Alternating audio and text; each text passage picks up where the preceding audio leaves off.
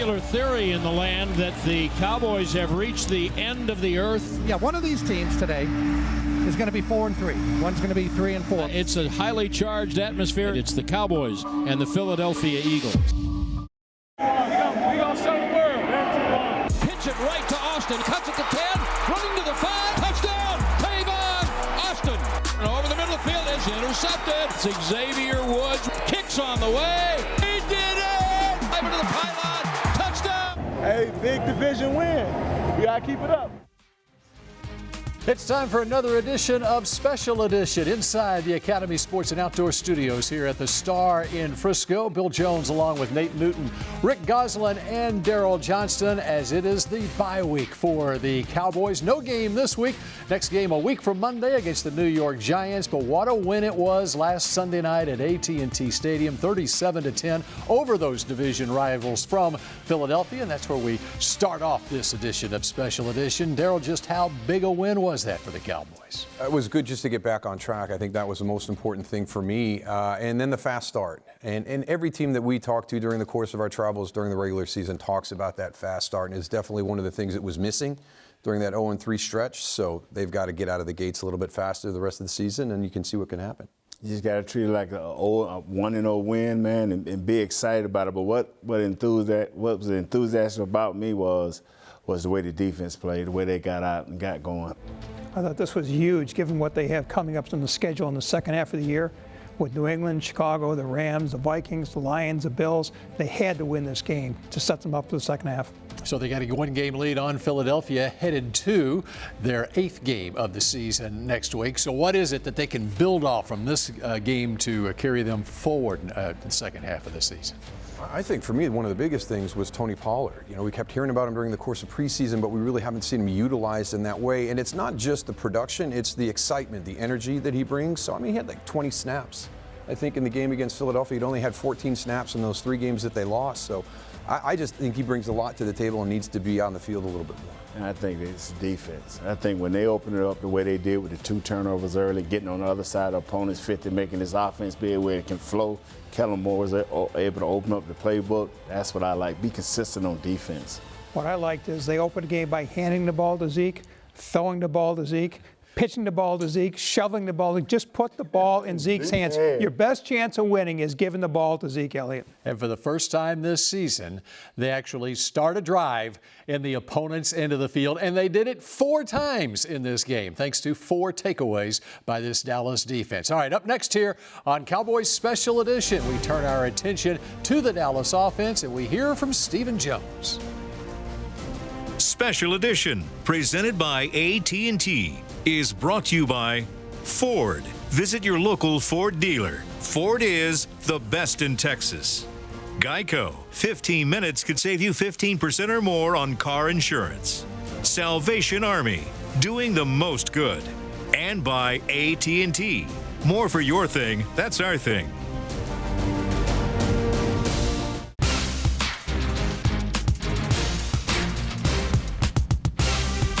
This segment is brought to you by the Texas Lottery. The Texas Lottery proudly supports Texas education and veterans. Play the Texas Lottery today. What's up, Cowboys Nation? I'm Nick Eatman along with Stephen Jones, Cowboys Chief Operating Officer, and we made it to the bye week. I know it was tough with the injuries and kind of limping your way there. Stephen, I'll ask you, after a 3-0 start, is it disappointing to be 4-3, or do you look at it and say, man, I'm glad we got that big win against the Eagles and now we can rest up? Well, you can't take anything back. It is what it is, and we can't do anything about it. It's huge to get a big win against Philly. Obviously, after starting 3-0, you would have thought we would have won a few more games than ending up at 4. But as I said, it's such a big win to beat the Eagles in our home place. Great atmosphere. And as you said, I mean, we had some injuries stacking up on us leading into that game. I will say I give Brett Brown the Heisman Trophy for getting 5 of those 6 guys ready to go. Getting our 2 tackles back, Lyle and Tyron, were huge. Getting Amari and Cobb back were huge. And then, of course, Byron as well was just a big deal. And now, other than Tyron Crawford, we should be ready to go when we come out of this bye week and really feeling good about ourselves. Look at some of the numbers from the Cowboys' win over Philadelphia. 27, most first-half points since 2015. 21 touchdowns rushing the football for Dak Prescott as he surpasses Roger Staubach on the all-time list for Cowboys quarterbacks. And 4 times now, the Cowboys have amassed 30 points in a game this season. I got another number for you, the number 1. The number 1 quarterback rating in the National Football League right now belongs to Dak Prescott. This offense is doing some things. Daryl? Yeah, and I think it starts out with what Rick talked about, getting the ball to Ezekiel Elliott. But the great thing about the last game was there was complimentary football, and that was the 27 points in the first half. That I'm impressed by. But you look at some of those other numbers, 30 points 4 times this season, they should. We hear about a standard here. The standard should be about performing at your best. And if you're doing that, you should have beaten Philadelphia 37-10 on Sunday night. You had your 2 tackles back. You had Lyle back. You had Tyron back. And those guys played well. Tyron struggled a little bit. That's acceptable with the knee, with the ankle injury. But other than that, I'm with you, Moose. The standard is set high. You should be able to score. Yeah, I'll combine the two. You have the offensive line healthy. You got Zeke running the ball. This adds to the comfort level of the quarterback. I think when Dak Prescott is comfortable, this offense is comfortable and productive. So what about the Dallas defense? We take a look at that. We hear more from Stephen Jones when Cowboys Special Edition continues in just a moment. This segment was brought to you by the Texas Lottery. The Texas Lottery proudly supports Texas education and veterans. Play the Texas Lottery today.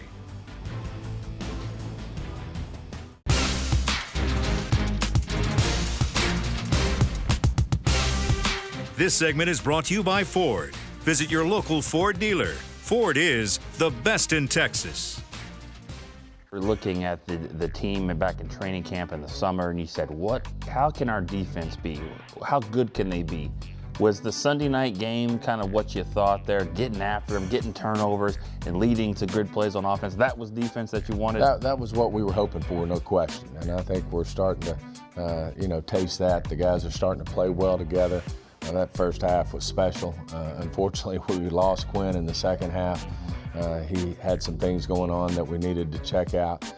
But as we saw, when you got Quinn and D-Law and Malik and Woods and the whole crew, it can be special. And, to win games, you start getting turnovers in big games. That's the difference. We witnessed it firsthand when we gave them up against Aaron Rodgers and the Packers. It's just hard to overcome turnovers when you lose that battle, especially you lose it 3-1 or 3-0. You're going to have a tough time winning those type of football games. Look at some of these numbers from the Dallas defense from that 37-10 win over the Eagles. 4 takeaways, the most in a game in 6 years. Third time this year they've held an opponent to under 15 points, and they limit the Eagles to just 3 of 9 on third down. Cowboys defense ranks up there near the top of the league in third down percentage, as does the offense. But we talk about this Dallas defense. What can they take from that win over a Philadelphia team that is struggling right now that will help them down the road here? The biggest thing is the importance of takeaways, and Rod Marinelli has preached this since he came here. Now, hopefully they come in bunches like everybody says, because through the first 6 games, they only had 5 takeaways and had 4 in the game Sunday night. So, again, we go back to that offensive stat that we showed last segment with the complementary football, getting them on a short field, getting drives started in the opponent's territory. That comes from either turnovers or from special teams play. And I'm going to challenge the coaches, scheming a little bit, coming with a weak side blitz, coming with a strong play. 4+1, 5+1. The coaches got to get involved too, because we saw 2 weeks ago we didn't blitz the New York Giants. You thought they was in heaven. Then a week later, the New England Patriots killed them with the blitz. So I'm challenging our coaches, man, come with something new every now and then to help these guys stay enthusiastic about playing for you. Yeah, I think this defense is going to need the blitz. I'm not sure the front 4 can give you the consistent pass rush that Rod wants, but you send the Jalen Smith, send a corner, send a safety, get some pressure.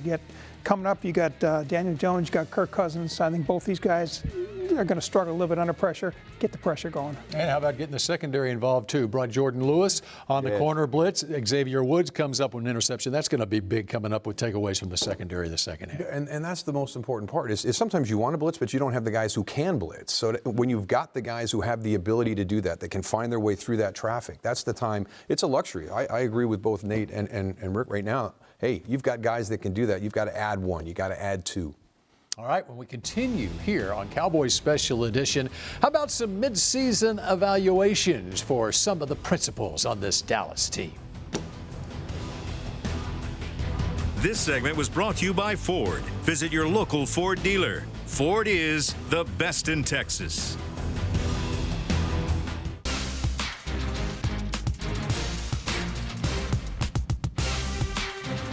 This segment is brought to you by AT&T. More for your thing, that's our thing. All records are even. Everybody's in first place. The Cowboys in the last 5 games against the Giants, all wins. He's got a man to the middle of the field. It's caught to Devin Smith. How about that?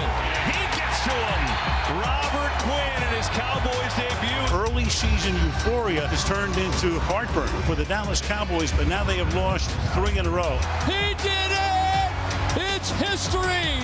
The bye is coming. The Cowboys have beaten the Eagles 37-10.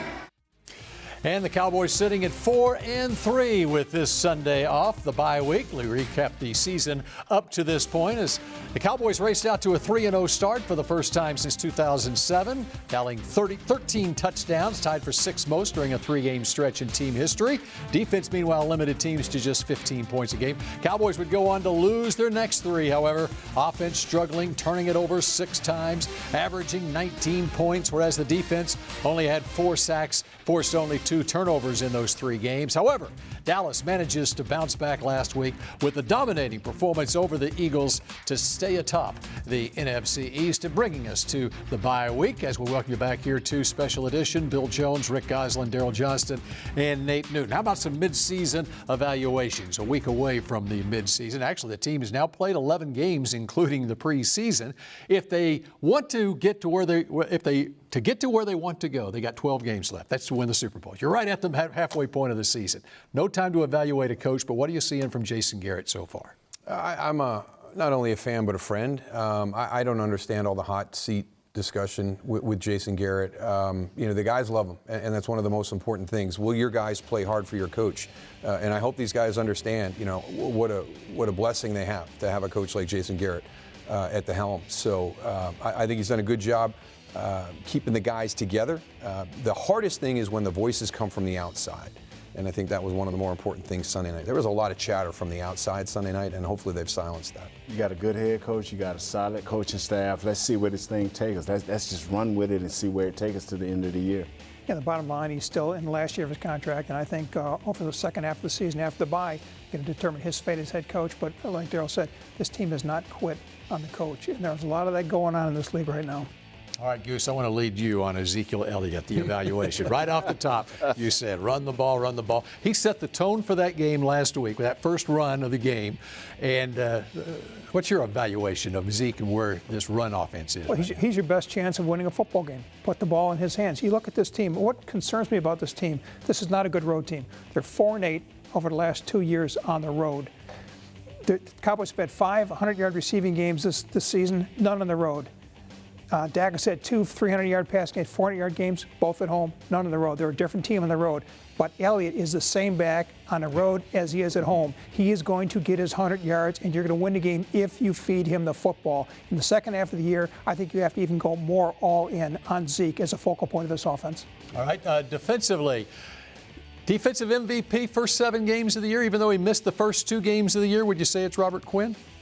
I think that's an easy one for people to go to, but I like Malik Collins inside. Doesn't get a lot of the notoriety, probably a lot of the acclaim, the stats that Robert Quinn is getting on the outside. But I think that he helps Robert Quinn off the edge by being a force in the middle. But he's been a great addition to have 2 guys off the edge. I think he helps DeMarcus Lawrence. I'm waiting for DeMarcus to take advantage of Robert Quinn being on the other side of him. Mm-hmm. And I agree with that 100% because once D-Law gets going, he's a two-way player. He can play the run as well as the pass. And when he gets going, things on the back end going to happen. But look out, man. Jordan Lewis is coming. This kid just needs more reps. Like you say, he's a good blitzer. He tackles very well. And a Woozier, baby, you're right there. Just stick your hand up. You will knock it down. All right, and Mr. Special Teams here, let's start with you. Some love for the special teams. Brett Maher with a 63-yarder. Now, 3 times in his career, he's kicked them 60 or more. Yeah, people were down on him, missed a couple field goals. But you want this guy to win games with big field goals and get them from long distance. I mean, there are going to be games where you're going to need that 47, 48-yarder. This guy's capable of any from 63 on in now, it seems. So, no, I have no problem with Maher. I think the guy's he's not your typical kicker. I think he's more of a football player than he is a kicker. And I think he's going to be a key in the second half of the year in a league that it's three-point league. He's streaky. He's like a streak shooter. He's streaky and he's hot right now. And he's believing. So leave him alone. 6 or 7 in the last 2 games. He's streaky. And the ability to kind of put all that noise behind you through that tough stretch. So I think Rick is right. I think he changes the thinking of the defenses on the other side because of his long range when you get into end-of-half, end-of-game situations. Yeah, he's a streaky shooter. He's unconscious from three-point land. Sometimes those free throws he has. Oh, definitely. Just leave him. And the punter's starting to punt better. Chris Jones, he's starting to punt better. So lead the special team. We just need for your boy Austin to break one about 60 yards. And what we need to do next year, we're going into 4-down territory on Special Edition.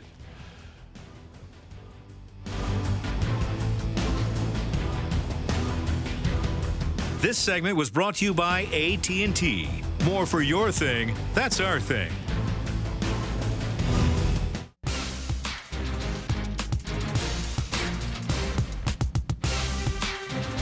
Special Edition, presented by AT&T, was brought to you by Ford. Visit your local Ford dealer. Ford is the best in Texas. Miller Lite, the only beer of the Dallas Cowboys. AT&T.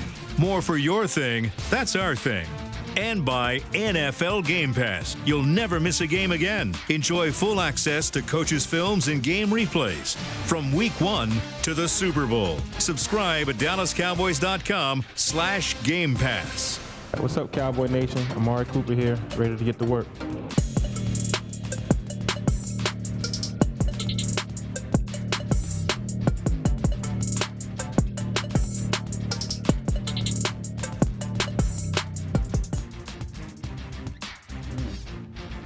It was a year ago this week, the Amari Cooper trade, and things have turned out pretty well since then for the Cowboys. In fact, a 12-6 record, including the postseason, since that trade was made.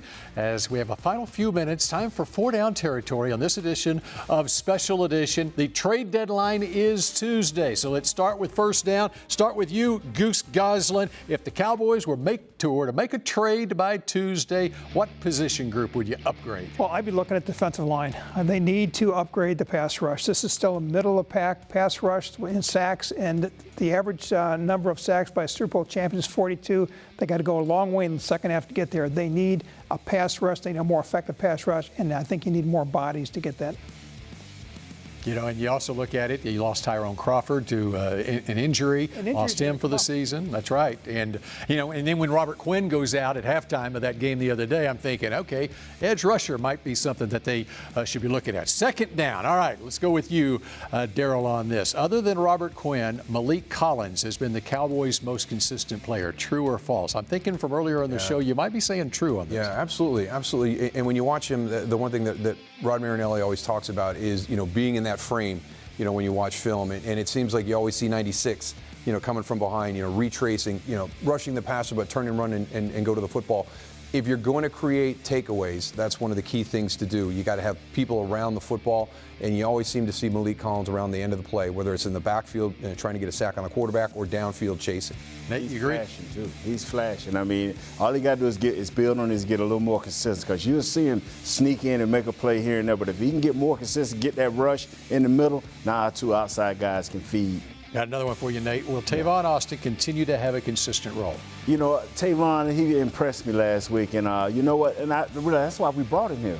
You know, to give us the 2 or 3 plays a game. And it may not be a touchdown, but a big play, a big chunk play, 20 yards or more. I like the kid. Show up on special teams. We need you. Yeah, love that. The only thing there is that injury history. That's the one big concern. You bring him in, you hope to get those 2 or 3 plays, but the big thing is, can we get 16 gagames? We need to get 16 games. All right, there's 9 games left in this season, and fourth down, what will the Cowboys' record be over the final 9 games of the season? 9-0.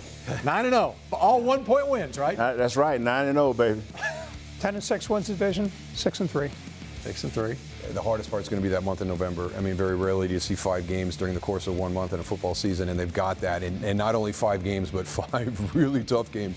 Rick mentioned those teams earlier in the show. That's a tough stretch through November. Yeah, the games come fast and furious, starting a week from Monday when the Cowboys travel to take on the New York Football Giants. For Daryl, Rick, and Nate, I'm Bill. We thank you for joining us for Special Edition, and we will see you again next week. Home field advantage.